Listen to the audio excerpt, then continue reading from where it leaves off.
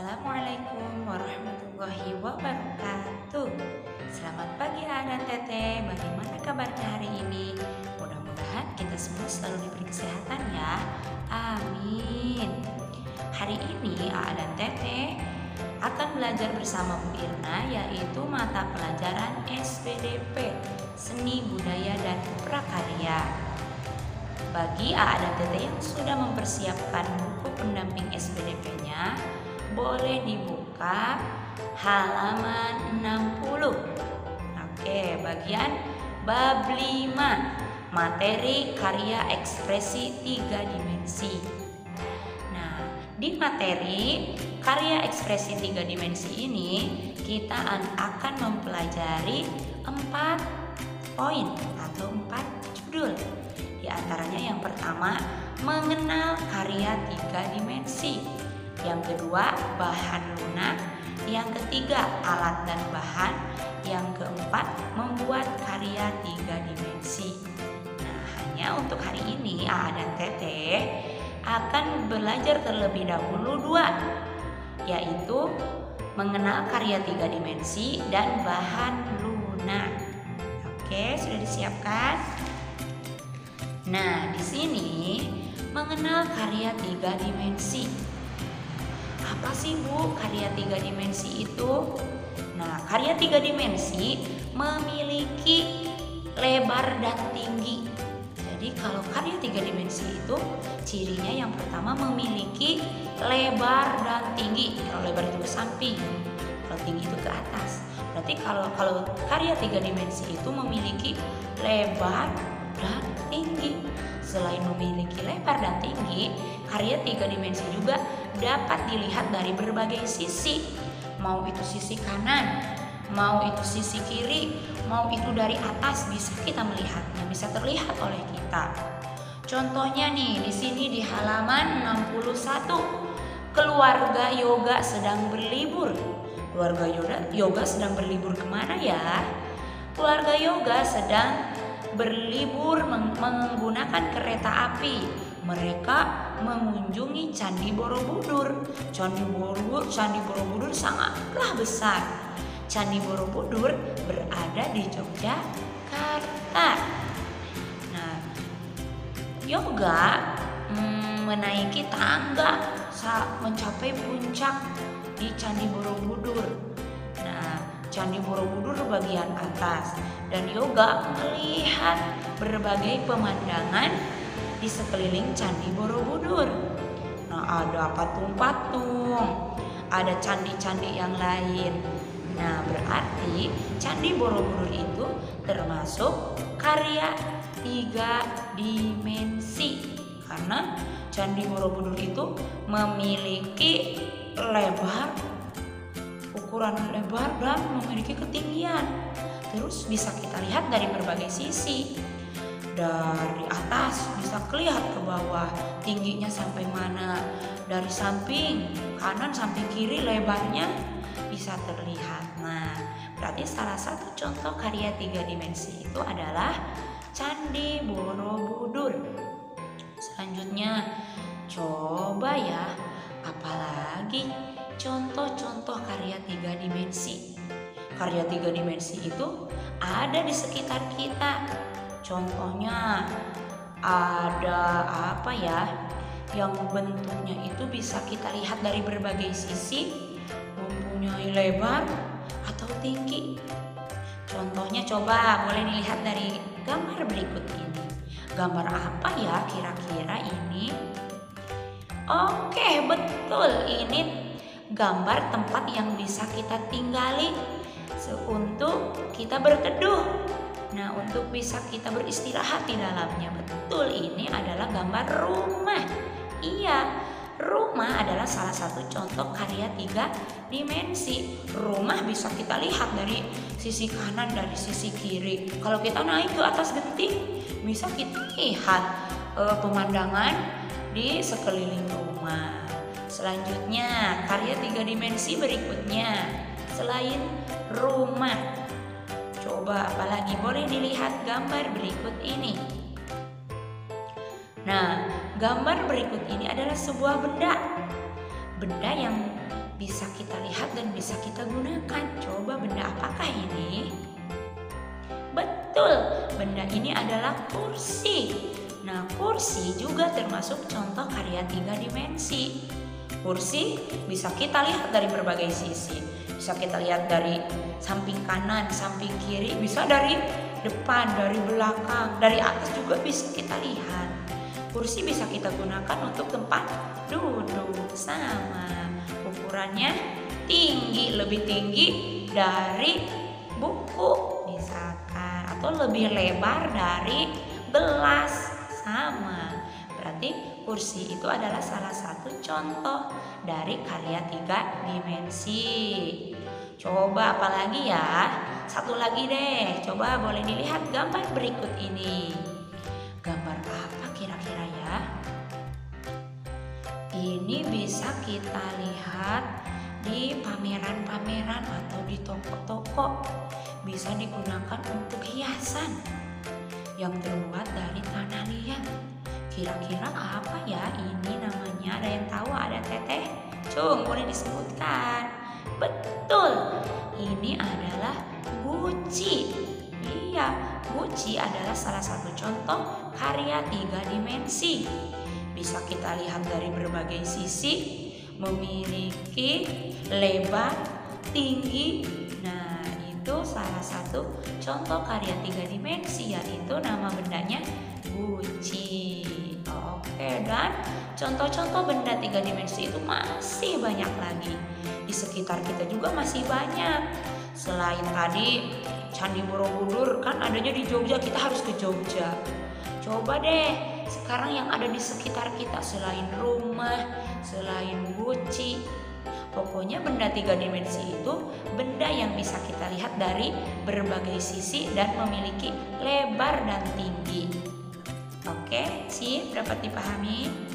Oke, selanjutnya AA dan Teteh boleh membuka halaman 62. Halaman 62 yaitu materi berikutnya, bahan lunak. Jadi karya 3 dimensi yang pertama, selain ada Candi Borobudur, ada rumah, ada kursi tadi yang sudah kita sebutkan, ada guci, ada lain lagi, ada rumah misalkan.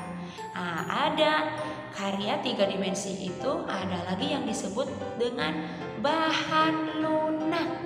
Nah, di sini di halaman 62. Bahan lunak. Bu, apa sih bahan lunak? Bahan lunak itu adalah benda padat yang mudah dibentuk. Nah, berarti kalau mudah dibentuk berarti lunak. Kita mudah untuk membentuknya. Nah, itu yang disebut dengan bahan lunak. Bahan lunak adalah benda padat yang mudah dibentuk. Bahan lunak ada di sekitar kita. Contoh bahan lunak. Nih, bahan lunak juga bahan lunak itu terbagi 2 bagian. Yang pertama, bahan lunak alami. Yang kedua, bahan lunak buatan. Coba nih, AA dan Teteh bisa melihat di gambarnya di sini. Ini contoh-contoh bahan lunak. Kira-kira gambar pertama, ini gambar bahan lunak apa ya? Kita baca sama-sama. Tanah liat. Oke. Yang kedua ada ketela rebus. Yang ketiga ada tanah merah. Yang keempat ada gips. Yang kelima ada sabun mandi. Yang keenam ada plastisin. Nah, itu salah satu contoh bahan lunak. Nah, dari keenam contoh bahan lunak berikut ada yang berbeda, karena tadi Bu Irang sudah menyebutkan bahan lunak itu terbagi 2. Ada bahan lunak alami, ada bahan lunak buatan. Coba dari keenam bahan lunak. Di sini contoh bahan lunak alami. Coba ya, apa saja bahan lunak alami? Coba lihat gambar berikut ini. Gambar apa ya kira-kira ini? gambar bahan lunak alami yang pertama ada yang disebut dengan tanah liat. Betul, tanah liat kita bukan manusia yang membikinnya, tapi tanah liat itu ciptaan Allah ya, sudah ada karena Allah yang menciptakan, manusia tidak harus membuatnya lagi. Berarti tanah liat itu termasuk 3 dimensi bahan lunak alami. Oke. Yang selanjutnya bahan lunak alami yang kedua selain tanah, coba kita lihat gambar berikut ini. Gambar apa ya kira-kira? Ada yang bisa menyebutkan? Oke, Bu Irna jelaskan. Bahan lunak yang kedua ada yang disebut ketela rebus. Bu, apa ya ketela rebus itu? Contohnya ada ubi, ada kentang. Nah, ubi kalau kita rebus, nanti ketika dikupas kulitnya kita rames-rames, kita bisa bentuk-bentuk dari ubi. Contohnya dari ubi kita bisa bikin candil. Nah iya, candil terbuat dari ubi. Dibikinnya enggak langsung sebulat ubi, tapi ubinya direbus, kita remas-remas. Nah kita alon, nah langsung bisa dibikin bulat-bulat bentuk-bentuk yang lain. Nah dari kentang bisa juga. Oke, jadi bahan lunak yang kedua selain tanah liat ada bahan lunak alami yaitu ketela rebus. Bahan lunak alami yang ketiga boleh dilihat dari gambar berikut ini. Kira-kira ini gambar apa ya? Ini bahannya setelah kita bikin atau setelah kita olah. Dari bahan ini bisa kita jadikan rumah. Salah satu bahan untuk membuat rumah. Kira-kira apa ya? Ada yang bisa menyebutkan? Apa ya kira-kira? Betul, ini adalah tanah. Tapi ini tanah merah. Ya, tanah merah bisa kita bikin untuk membuat batu bata. Nah, batu bata adalah salah satu contoh bahan lunak untuk membuat rumah bisa. Selain rumah, banyak lagi yang bisa dibuat dari tanah merah. Selanjutnya, nah itu jadi bahan lunak alami yang kita pelajari ini ada 3, tanah liat, ketela rebus, dan tanah merah.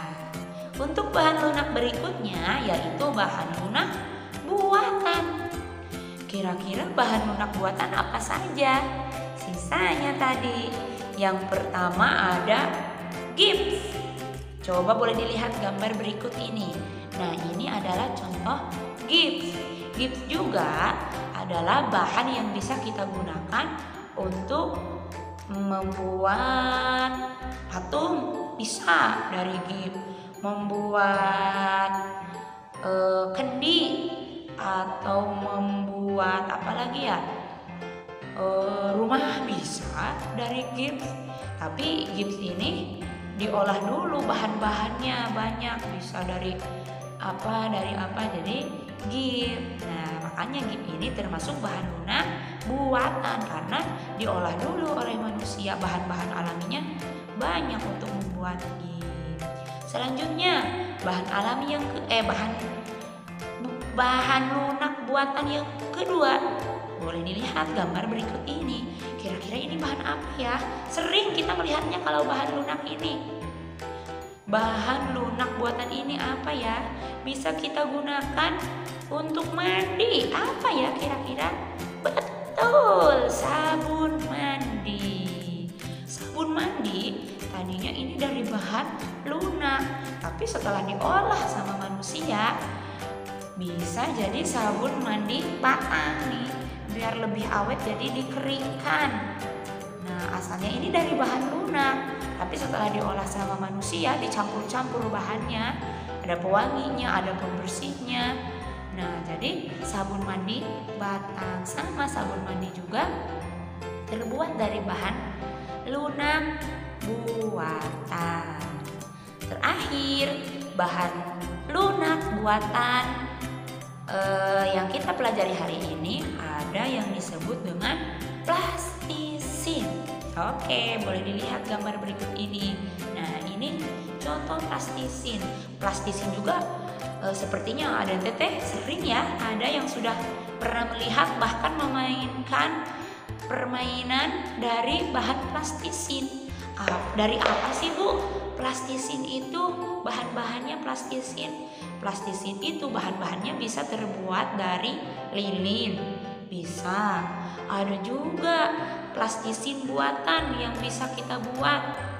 Ada plastisin dari tepung yang dicampur dengan minyak atau yang dicampur dengan lem. Nah, bisa jadi plastisin. Nah, jadi untuk bahan lunak ada dua bagian. Bahan lunak apa saja tadi? Bahan lunak alami, yang kedua bahan lunak buatan. Bahan lunak alami terdiri dari tanah liat, tanah merah, ketela rebus. Bahan lunak buatan terdiri dari sabun mandi, gips, dan plastisin. Oke, untuk pembelajaran hari ini dicukupkan sekian ya. Aa dan Teteh pembelajaran SBDP-nya mempelajari dua materi. Yang pertama mengenal karya 3 dimensi, yang kedua mengenal bahan lunak. Nah, untuk tugasnya yang pertama, Aa dan Teteh boleh menuliskan contoh-contoh karya 3 dimensi yang sudah Aa dan Teteh ketahui atau yang sudah Aa dan Teteh melihatnya di sekitar rumah aja. Coba, tadi kan karya 3 dimensi itu karya-karya yang terlihat dari berbagai sisi, mau itu dari sisi kanan, dari sisi kiri, dari atas, dari bawah, dari depan, dari belakang. Itu karya 3 dimensi dan yang memiliki lebar, yang memiliki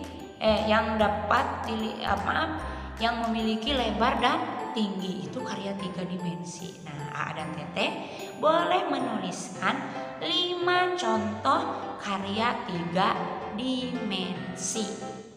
Oke. Dan yang selanjutnya, tugas yang selanjutnya yaitu Aa dan Teteh boleh melihat di bukunya halaman 63. Nah, di sini halaman 63, kegiatan individu membuat adonan tepung. Ya, dan Teteh boleh membacanya bahan-bahannya ada apa saja.